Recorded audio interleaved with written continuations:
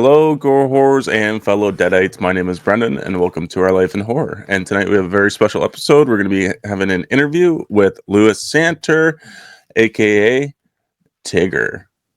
Hey, Hello. how's it going? Hello. How's it How are you going? doing Good. today? Very good, thank you. How are you? Excellent, thank you. Good. We got to meet at the convention at Niagara Falls. Yeah. How many have you done so far, and do you enjoy doing them? How many conventions? Yeah. First of all, I love them. Absolutely love them. I've done 3 now. So I did one in Germany, did one in Sussex, quite close to me in England, and then obviously did Frightmare in the Falls. I feel like Winnie 2 is one of those films. It's weird. It first came out when it went a bit crazy, but it's one of those films that's sort of getting lots more, I don't know, like recognition as it's going on. So like now I'm getting more cons booked like next year. So I'm already getting some for for this year. Sorry, we've just started. So I find that weird. I thought it would be like a load of them. You know what I mean? Last year, but it's like they're sort of coming in now.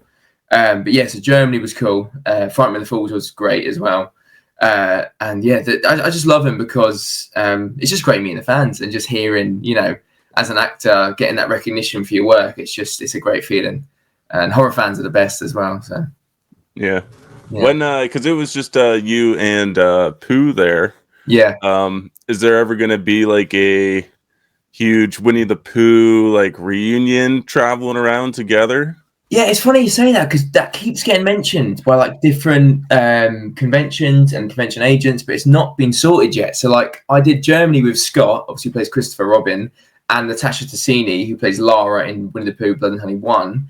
And then Sussex was with Natasha as well. But then Canada was with Pooh. So it's like I'm going with different characters. But I feel like we've had a few people mention how they want to do like a signing or like an event organised just for that. Like me, Piglet, Pooh, Owl, Christopher Robin, like all of them. So no, it's not been done yet. But I feel like it will definitely be done, hopefully, in the near future. Because I think that'd be pretty cool. Yeah, absolutely. That'll be sweet. Yeah. Were you a horror fan before this movie? And if so, what was your first horror movie? My first, I was a massive horror fan before I did this film. I've been a horror fan since I was probably about, 7 years old. Like I started off with like Paranormal Activity and like more sort of ghosty sort of stuff. And then when I became like a teenager, I started liking slasher films a lot more. And then my favorite horror film is It, the 2017 version. And that was just because I just remember the first time watching it, like in cinemas and seeing what Bill Skarsgård did with Pennywise. And that kind of changed my life a bit, that film, because I was always wanted to be an actor. But the minute I watched that film when it first came out in cinemas, it kind of changed my perception of what I wanted to do. Like I was like, I want to be a horror killer now. So that was a big moment for me. So that's my favorite horror film. But yeah, Winnie the Pooh is the first horror film I've actually been in, funny enough, and the first film I've actually ever been in. But I was a massive horror fan prior to doing this. Awesome. That's awesome. You got to watch the movie and then you just decided that's it. I'm going to go do it. Mm-hmm. I always say it's almost like sort of manifesting it a little bit because I remember it was before I went to drama school and I remember I watched it and then went to drama school and I always said throughout my years there, I want to be in a horror film, want to play like a horror icon or a horror killer or something like that. So when this character sort of landed in my lap after I graduated, I was like, it's almost like a sign, So yeah, that's really cool. Awesome. So you already mentioned that Winnie the Pooh, Blood and Honey 2 is your first feature film. Tell us about how you got the role for it and what was like the audition process like. So it's quite funny, the audition process. So I just graduated from drama school, so I was really fresh in the industry. And I got my first job at the Globe, at Shakespeare's Globe, doing like Shakespeare, like very different from obviously this film. And I was doing Romeo and Juliet at the time. And I thought that's sort of the direction my career was going to take, like more stage sort of stuff, more like Shakespeare, that kind of vibe. And then whilst I was at the Globe, I got an audition sent to me from my agent for this film. And I remember reading it and seeing like Tigger's inspired by like Pennywise and Freddy Krueger and Art the Clown, all these characters that I love, especially obviously Pennywise and Freddy as well. So I remember thinking, this is like a dream role for me.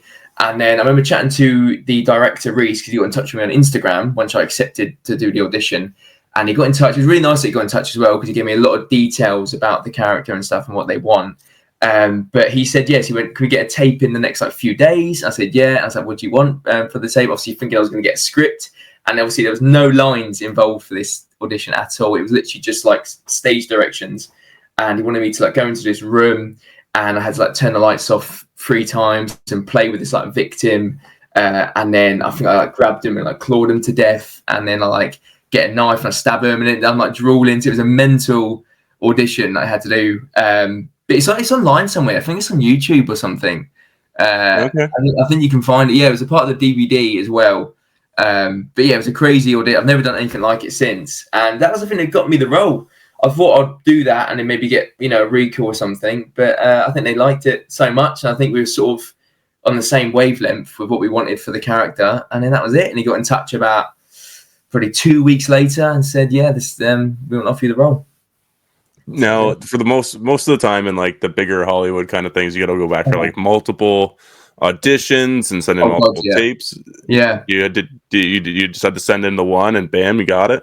Yeah, that was it. Because I mean, I've done since then. I've now done roles where I've been called in about 3 times, like even commercials and like smaller stuff. Sometimes they'll do a self tape, then they'll do maybe a second self tape or an in person audition or 2 of them, and then you might not even get it. Do you know what I mean? You go through this massive process. But with that, I think it was going to be a tape and then 1, I think, recall. But I think the fact that I think they just saw what I did with the character, and I think they were instantly like, "This is what we want," and that was it. And obviously, it was to my surprise, I got a message saying, "Yeah, we're going to offer you the role." But obviously, for me, it was great. I was like, "Dream come true." Yeah. So if you could have played any other role in the movie, who would you have liked to have played? That's a good question. I've not been asked that yet. That's a really good question. Any other role? I'd probably say probably Owl, to be fair, because I feel like with Tigger and Owl, they were the 2 new characters. So like, even though I feel like, I don't know, I feel like with Tigger though, it was like people expected him to be energetic. Like I'm quite an energetic person anyway, so I feel like I didn't mind that being the case with this character. But with Owl, I feel like, I know he's known as the wise owl in the cartoon, but he's less of a, I don't know, I feel like people didn't know much about the cartoon version of it. So I feel like there's a lot of room to play with that character. Does that make sense? I feel like, yeah. Do you know what I mean? Like, I feel like because there wasn't so much what people knew about him, that's one of those characters you could really like. I mean, what Marcus did was just genius with it, but I feel like you could have taken it in different directions and it might still work as well, and you can have a lot of fun with that character. So yeah, I'd probably play. Yeah, I'd say Owl probably. That's a good question. Not thought about that. Nice. I love that answer. So you had quite a bit of prosthetics on. So how long did it take to put on the prosthetics, and how long did it take to take them off? You lucked out with the CGI tail. Yes, The rest of the face and gloves and everything is all I didn't grow a tail or anything. Yeah. No. So the prosthetics took about 2 hours, I think, at the start, and then as the process went on, I think after about 3 days, it was down to 1.5 hours. So it wasn't too bad getting them on. And then to take it off, it was about maybe 45 minutes to an hour, maybe. But it felt longer, I feel like, because when you're taking it off, you've just done obviously hours of filming and you're very tired, so you just can't wait to get out of it. But putting it on, a lot of people moan about it, but I loved it, to be honest. Like, it was a good 1.5 to 2 hours of like sort of zen time, because you sort of get on set and you're chatting to everyone. Do you know what I mean? I'm a very chatty person. I like having a conversation with people on set. But then once it's time to work, you need to sort of get in the mindset. So it was nice to have that time to just sort of sit in the chair and, I don't know, play some music or just be sipping on Monster Energy whilst they're sort of, putting on all these prosthetics, and you can sort of get to that dark place, I guess, in your mind. So then the minute the prosthetics are on, you're ready to go and, do some demonic shit. Yeah. So some people moan about it, but I actually really liked the time in the makeup chair, to be honest. Well, that's good. So you never got any like claustrophobia from having all the makeup put on? I know some people get that. Yeah. I know Jim Carrey's brought that up with his role of the Grinch and how it's just so much, and he just like starts losing it after a while. Yeah, I think his was like 8 hours though, wasn't it? Like, I feel like if it was 8 hours, I'd start suffering. I was quite lucky that it was only a couple hours. But no, I thought I would find it quite claustrophobic, to be honest, because I thought I was claustrophobic, and then before I was on set, I had to go up to Barnsley in England to meet with the prosthetic studio, and they had to do this like head sculpt sort of thing over you just to get like my face shape so they can mold around it.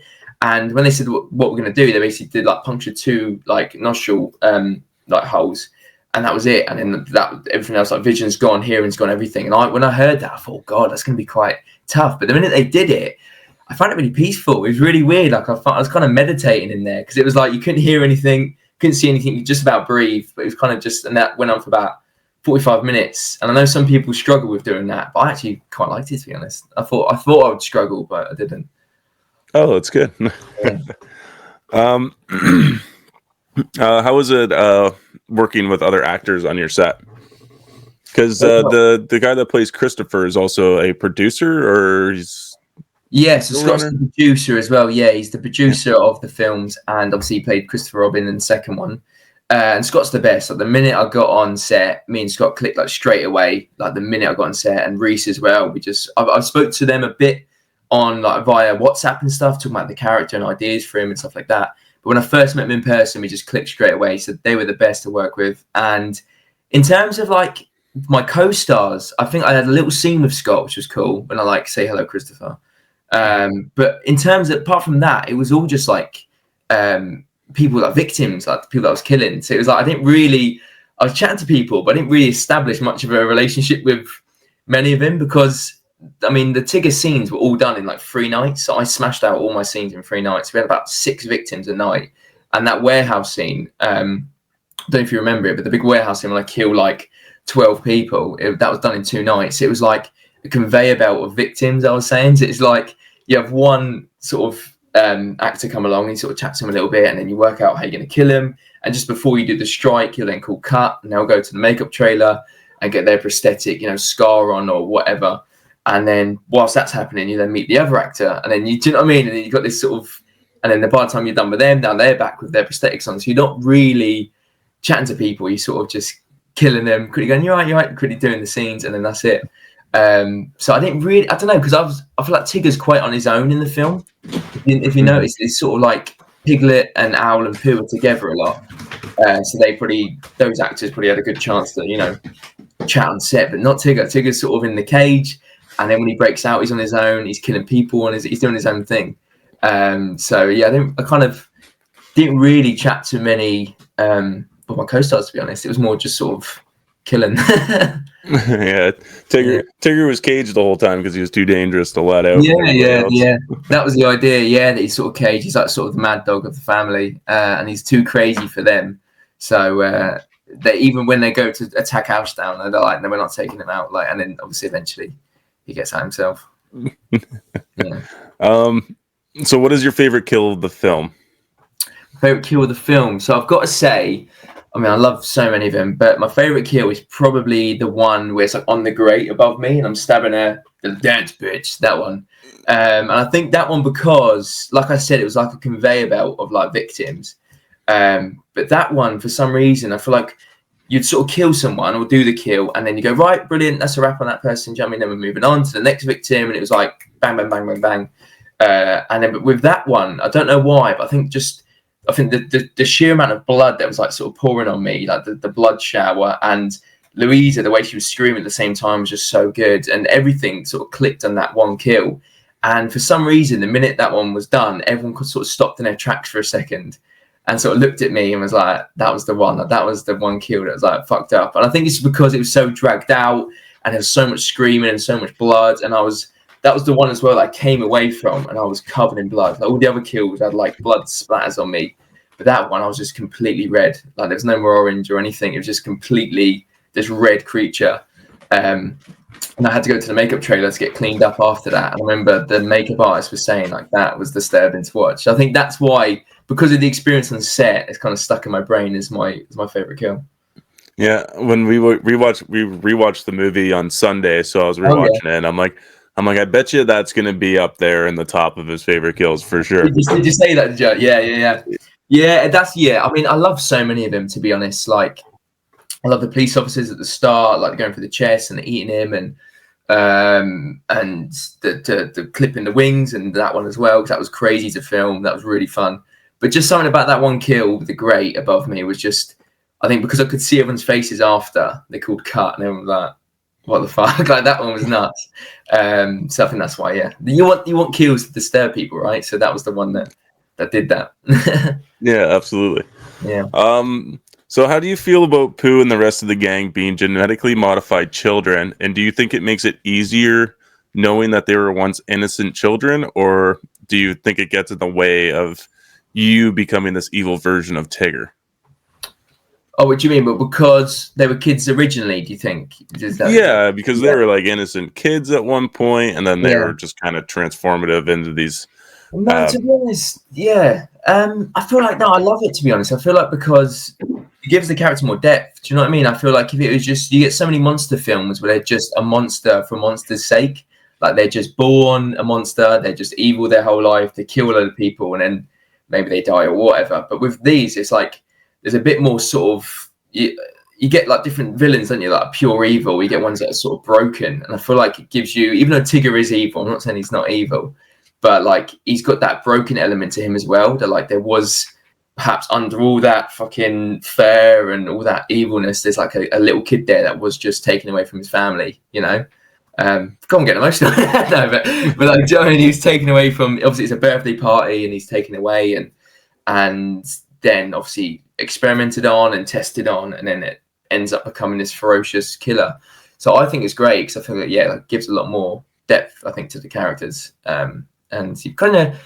I don't know, not makes you feel sorry for him, but you sort of sympathise with him maybe slightly. I don't know, do you? I don't know. I mean, they're still pretty Bit, of course. You feel bad for them all.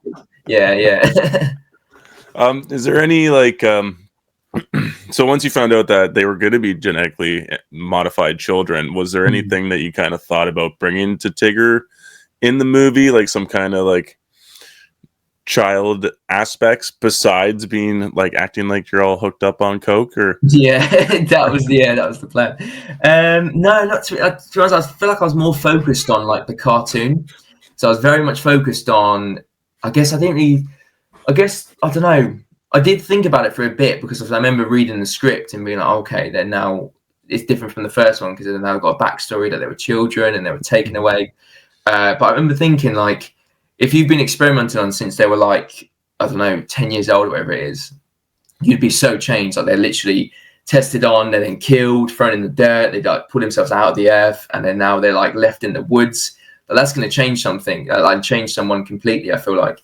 So I feel like my main focus was like, I don't know, paying homage to the cartoon and trying to keep that element in the character, if that makes sense. Yeah. So very much focused on that and also making him like Pennywise and like Freddy Krueger and keeping that element in there as well. So trying to find that perfect balance of that in the character. Love it. All right, so the voice of Tigger is very Freddy Krueger-esque. Yeah. Can you do the voice, or does somebody stepped in to do the voice? So I did do the voice for it. I remember I was chatting to Reese about it because I think he was chatting to me about the voice and like what he kind of wants. And then I think I sent in like a voice note, I think, to him. I think from memory, was it that? It might have been, or something like that. Oh no, I think it was actually the first day on set. I think we were chatting and I did the voice and he was like, we can play with that. And it isn't completely my voice because it is distorted and it has been played around with in post. But like I was going like, dance bitch, like whilst I was playing, not whilst I was like killing them, or what's another one, like, better watch where you're going, bitch. Like, do you know what I mean? Like I was doing that. And then I feel like a lot of it was also ADR, so it was on the mic anyway. And then obviously they play around with it. But yeah, no, it was me doing the voice. And I was researching like Freddy Krueger's voice for it and stuff like that. Okay. Yeah. Awesome. So what's Tigger's like the cartoon Tigger? Like what's his like catchphrase? He's got a catchphrase, doesn't he? Are you gonna try to work that into the next movie at all? There's the song, isn't there? The wonderful thing about Tigger's, there's that one. Yeah. The song, and there's obviously Bouncy Bouncy. Which I do say in the film, there's a bit more like bouncy when he's like on Joyce's like his POV towards like through the forest and owls like flying over.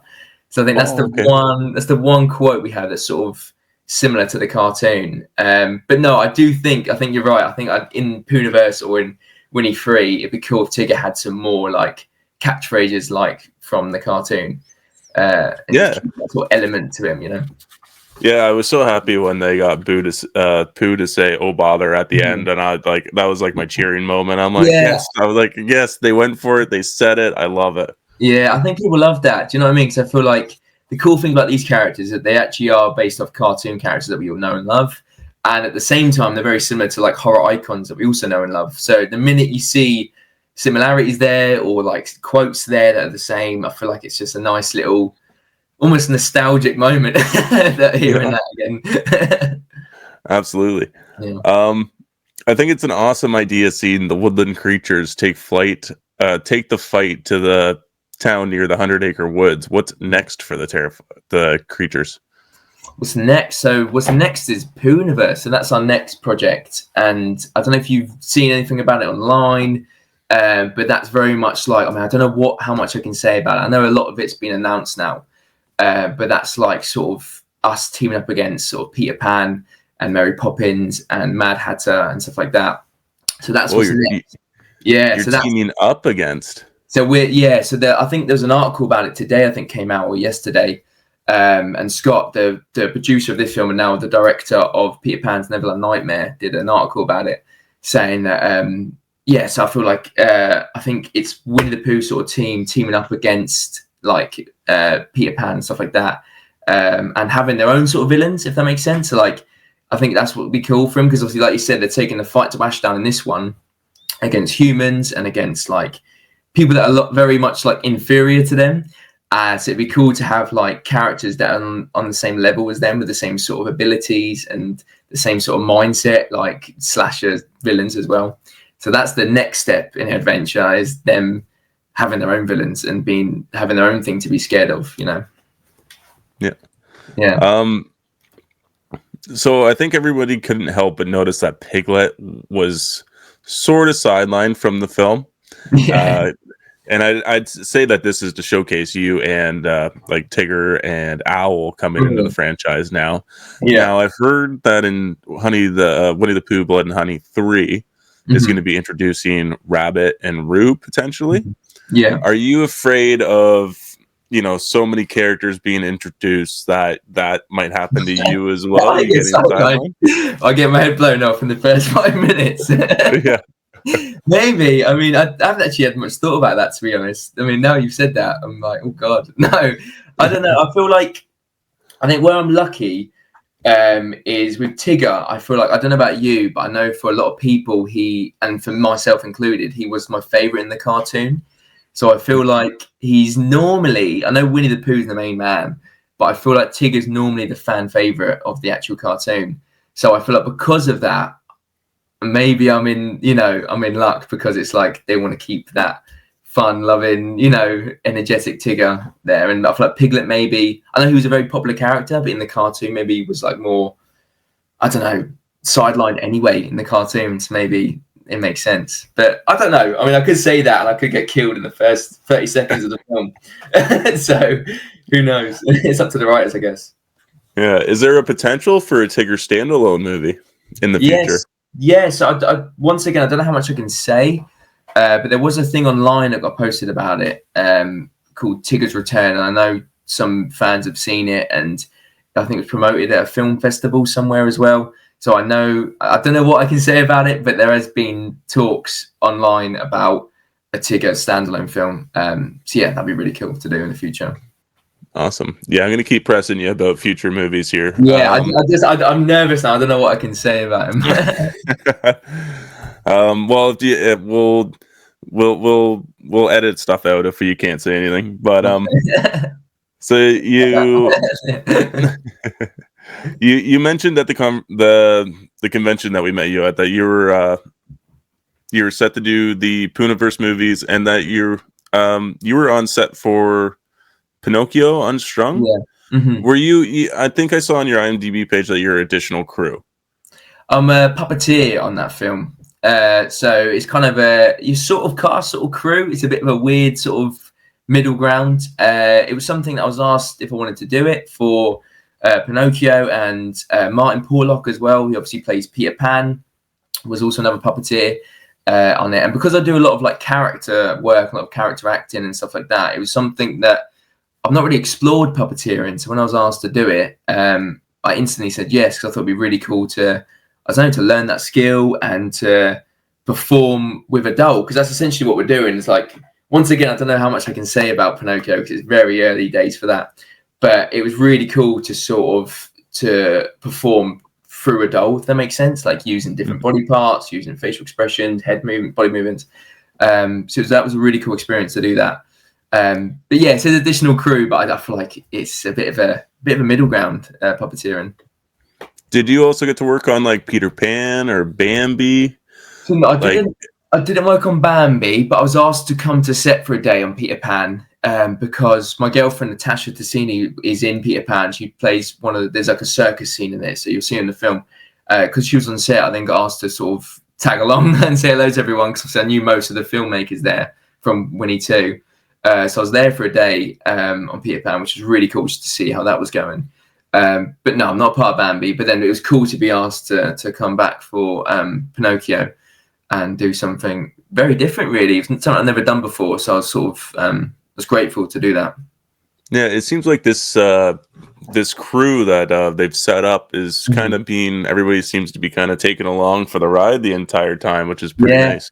Yeah, it is exactly like that. It's like a little family. Like the minute I met Scott and Reese and Vince and all the other sort of incredible filmmakers that work on these films, that we just clicked like instantly. And I feel like once they establish that relationship with you and you've worked with them and stuff, you just you end up becoming like a little family. And I mean, went to Los Angeles with them to promote Winnie 2. I did a convention with Scott, and you end up just sort of it just seems like friends sort of making films in a way, if that makes sense.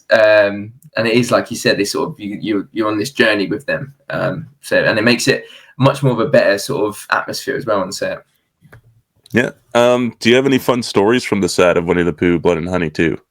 Any fun stories? I mean, it seems like you guys had nailed like your scenes pretty down. Like that's what I was going to say. Yeah, it's sort of any funs. It was sort of like that. It was just so. I mean, I had 2 days. My first 2 days were in the warehouse scene, and then I think I had a few days off, and then I came back for one night of doing the bit where I broke out the cage, and that was it. And I was done after 3 days. But it was a busy 3 days. I mean, one funny moment was definitely that kill because everyone was just being like in shock. But in terms, I don't know if there's any funny moments, but they're really good moments when I was the first monster on set. So when I first got put in the prosthetics and then walked out the makeup trailer onto where we were filming, I remember the reaction of everyone and everyone taking pictures and people just being like, oh my God, like they've seen the first monster of this film that they're going to be on now for a month or whatever. So that was a really cool moment. I feel like I think back to that quite a lot of like, everyone's gone a bit crazy about the look of Tigger. And me included as well, because obviously I hadn't seen it yet. I just saw a picture of it.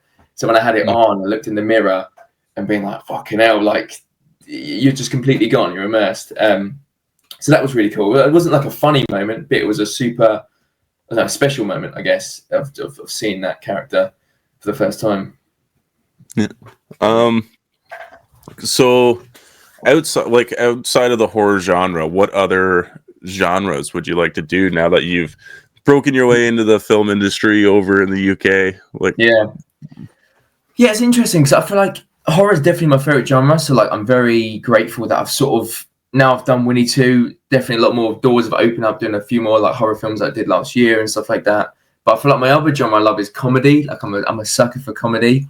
And I've just done a TV series in December. We just wrapped. I was in it for a little bit in one of the episodes. And once again, I don't know what I can say because that was all NDA as well. But once I can promote on Instagram, I will. But like that was really fun. So I feel like they're very different, horror and comedy. But maybe not so different. But yeah, I just feel like that's another sort of genre that I like doing. And maybe because it's more lighthearted, you're doing stuff that's really intense and really dark. And then you go on to do, a bit of comedy. And it's like, keep that balance there, Yeah. And action as well. I was just going to say, in action, because of, I do like some stunts and stage combat stuff. So that's another one to throw in there as well. Okay. So you're a big horror fan. Are there any like horror alumni that you would like to work with in the future?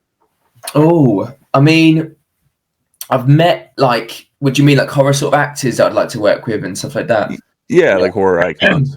Horror icons. Oh, I mean, I've met some already. I mean, even going to like, for example, the one in Canada that I met you at, that like for me is like I'm getting fans meeting me and so much they love my film that I'm in.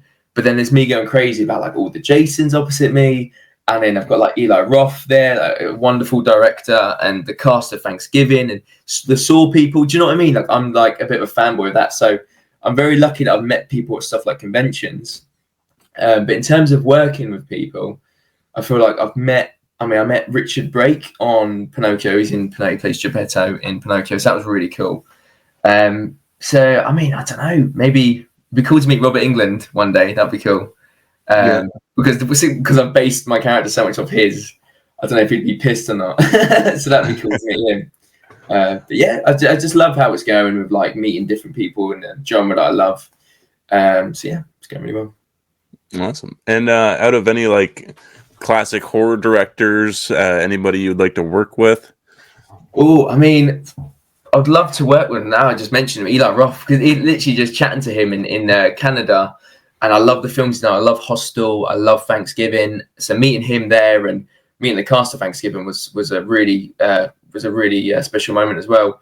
And just since chatting to him and just seeing like just how passionate he is about the films that he makes and the projects he's working on, I could like from just chatting to him, I could really see the passion behind it all. So I feel like he'd be a really cool director to work with. Yeah, awesome. So I'm gonna pry a little bit again into some upcoming movies here. So I think Peter Pan Neverland Nightmares is releasing to theaters the 13th, 14th, and 15th of this month. Yes, in the US, yeah, and I think UK is a bit later. Yeah, I don't think we're getting it here in Canada either right away. And any news on the Bambi release or Bambi? I'm not actually too sure about. I think Pinocchio is quite a while away yet. I feel like even I don't know about Pinocchio yet. I feel like because it's just wrapped, so like only a little while ago. But with Bambi, I know they've just wrapped on post for Bambi. I don't know if you saw it. They put a thing online about it. So I feel like Bambi should be not too far away. I feel like Bambi could be quite soon. But Pinocchio, I wouldn't hold your breath. I feel like there's such a big process with like the post on doing like posts on these films and obviously focusing on Pooniverse and the other projects as well. But yes, I feel like Bambi pretty around the corner, so that's good. So is it the Pooniverse after Bambi and then Blood and Honey 3, or is it Blood and Honey 3 and then the Pooniverse? So it's going to be, I think, so obviously Peter Pan and then Bambi and then Pooniverse. So Pooniverse will be the next one after Bambi. And I think Winnie the Pooh, Blood and Honey 3 is straight after Pooniverse. I think it's like the aftermath of Pooniverse. Okay, cool. Yeah. So has the Pooniverse been? When does production start for that? Like, so we're starting this year. So it's definitely starting in 2025. I'm not too sure on dates yet, but I know for sure it's starting this year. So it's not too far. And for that, I don't know once again what I can say, but we've been chatting about like ideas for it and what's going to happen to each character and where the story could where it could go. And Scott's been telling me little things and it's very exciting. So all I can say is if you're a fan of these films, be very excited because Pooniverse is going to be like next level. Awesome. Do you think beyond that, like, are we going to get a phase 2 of this universe that we set up, a phase 3? Are we hitting like Marvel territory in case of phases? Yeah, I think that's the plan. I think Pooniverse actually is the end of phase 1. So you got Winnie 1, Winnie 2, Peter Pan, Bambi, and Pooniverse. You got them once. And I think once Pooniverse is done, that's the end of phase 1. And I think phase 2 actually starts with Winnie 3. And then that's when you're into like, I think Alice and Mad Hatter is coming out.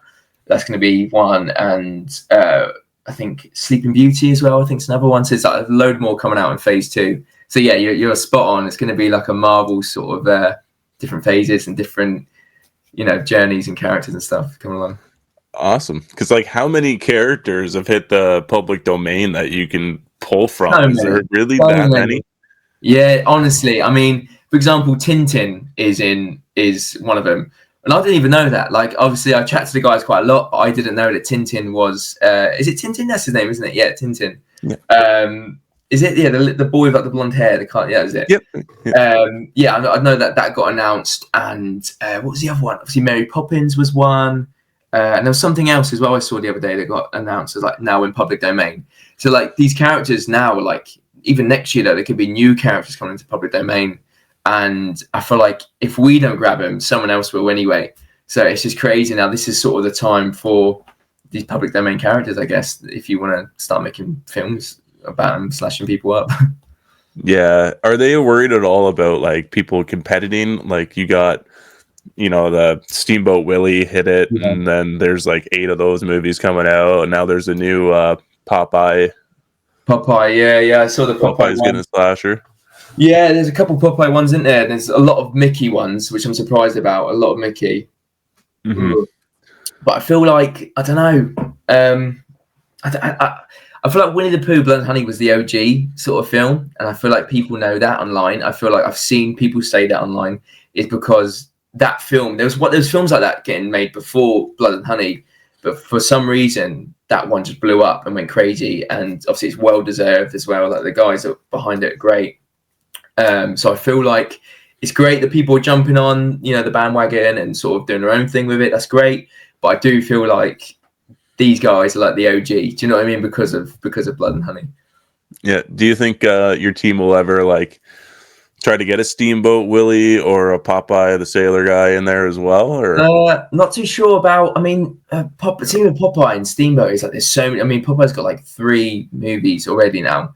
Steamboat Willie's got way more. Obviously, he's like loads being made. So I feel like I don't know exactly what their plans are with it all, but I feel like at the moment they're sticking to the ones that they've got and making it more sort of original that way. I feel like Mickey Mouse is now being pretty overdone. Same as maybe Popeye as well and some of the others. So who knows? But I feel like maybe they're not going to touch Steamboat, I think. Yeah. Yeah. So what's your future plans in the next little while? What do you got coming out? What can people rush to go see? I mean, it's crazy because obviously you just can't announce stuff because I just did that series in December. So I'm really excited about that coming out. I think that's coming out probably end of this year, I think. Mm-hmm. And then obviously Pooniverse is coming up and I'm on set tomorrow. We'll start filming the day after, so I'm going set tomorrow for a little mini TV series as well. And that's even that, like, I don't know what I can say. That's like sort of horror-y vibes and that as well. But yeah, so they're the main sort of things that are coming up. But it just kills you as an actor. Like you just can't. I love telling obviously the world and stuff, and people are sometimes interested as well. And it's like you just can't. You got to keep your lips closed and and just and keep it to yourself. So I can't say too much now. But once I can, I'll be putting it on Instagram or X or whatever. Okay, and we'll let everybody know where they can find you. Yeah, so you can find me. So the best place to find me is on Instagram. It's at lewissanter.actor. That's my main I'm most active on there.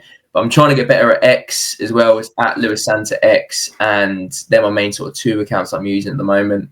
I'm also on TikTok as well. I don't really use that much, but that's just lewissanter.actor as well. But yeah, but if you want to get in touch or see what I'm up to, Instagram is by far the best one. Awesome, perfect. Well, thank you so much for chatting with me this evening. Thank you, appreciate it.